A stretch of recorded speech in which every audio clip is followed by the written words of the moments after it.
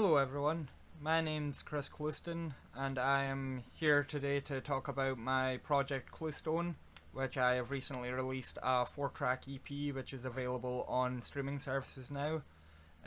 My plan for the next few weeks is to every Friday do a video where I'll discuss each track of the EP, and I'll do them in order of, the set list on the EP. And I'm thinking after the fourth track, the fourth video, I'll do a video on the fifth week, which will be to discuss an overview of the EP and discuss the EP itself. And my idea just for all of this is to talk about how I went about writing the songs, how about mixing them, who's involved in them, and just that kind of stuff. I feel like you don't really see that kind of thing with smaller artists and bands actually discussing their own work. That's usually a case of just moving on to the next project. And I feel like it's something I've always enjoyed, to see other people discuss their own work and seeing how music has been written, how it's been produced, how it's been mixed, and collaborations have been involved, all that kind of stuff, meaning behind the lyrics. I've always enjoyed that kind of thing, so that's my kind of idea for this series of videos. So I hope you enjoy them.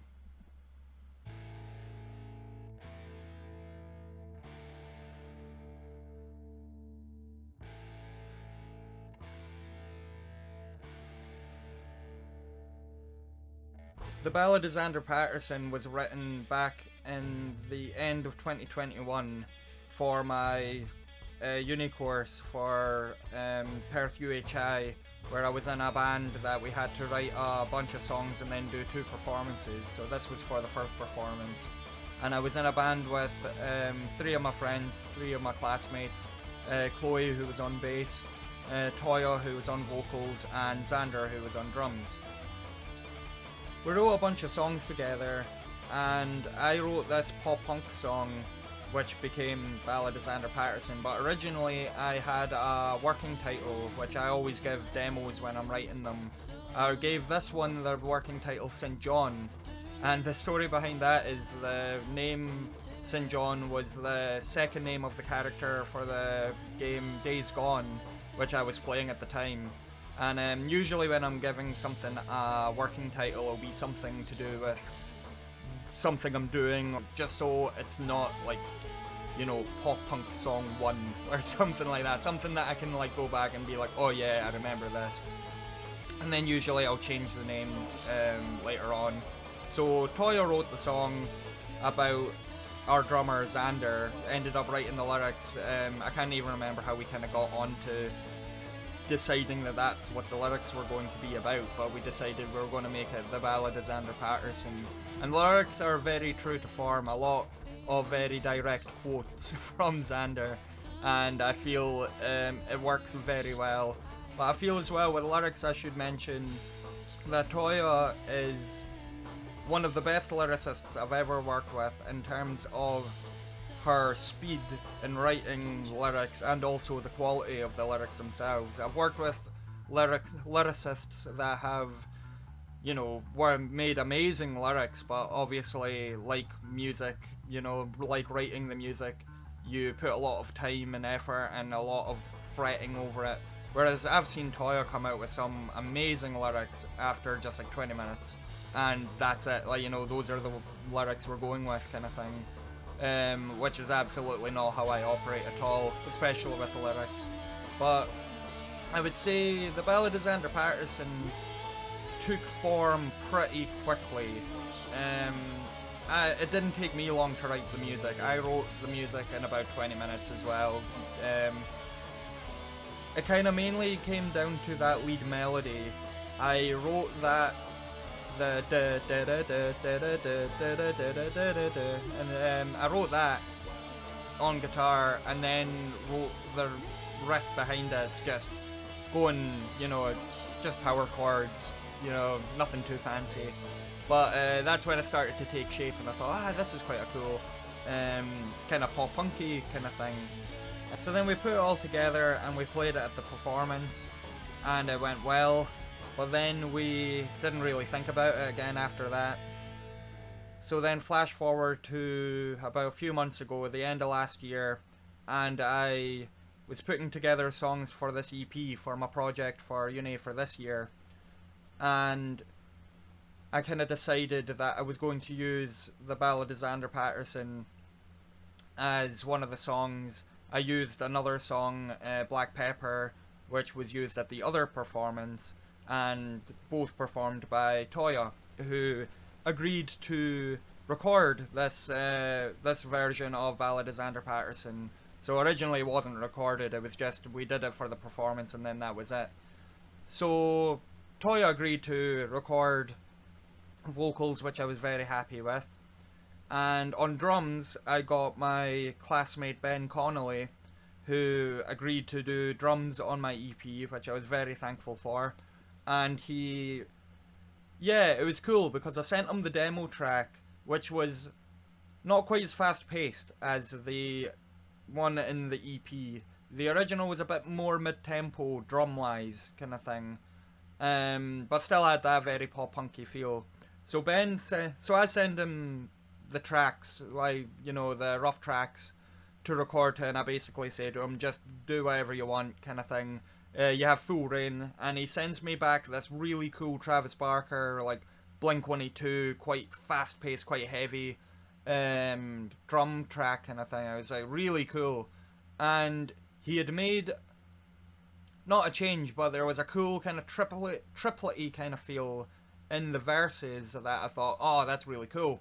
So I altered the guitar riff for the verses to include that little triplet-y feel, which I feel it's such a slight difference, but it makes such a big difference to the overall feel of the song. It gives it a tiny bit more flavor than just straight power chords, just straight eights or whatever, I feel like that it's quite cool. It works quite well, and yeah, I was really happy with his performance, what he gave back to me, and especially Toya as well. Always a delight to work with. And yeah, with it all together, I recorded the guitars and bass, and one of the biggest issues I ended up facing was the main melody. I just couldn't get the tone right, and I tried and tried.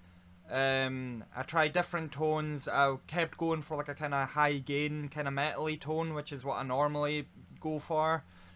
But I was listening to bands like Green Day, Offspring, Sum 41, Blink-182, all these kind of bands to try and figure out what they were doing and what I was getting wrong, like how I wouldn't get it. So I got a friend of mine, Callum Walker, to come up and have a look, and I basically begged him to help me. And he had a wee look, and he ended up suggesting that I double track it with another tone to to help it, like, essentially. And after a wee while of just finishing the mix and stuff, it was perfect. Like, it was what I was looking for. Perfect's maybe a strong word, but it's certainly what I was looking for. But overall, after recording and mixing and the mastering, it's easy to look back and think, oh, I would change this and oh, I would change that. It's the curse of the musician, I would say, is that nothing is ever finished.